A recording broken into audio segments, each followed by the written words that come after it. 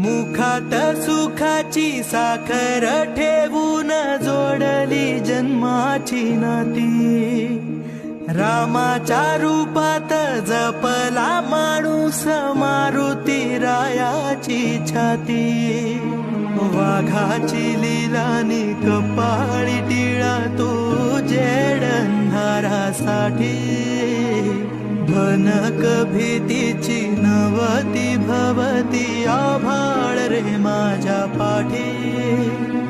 देऊन किनारा मनाच्या होडीचा सारंग हरवला।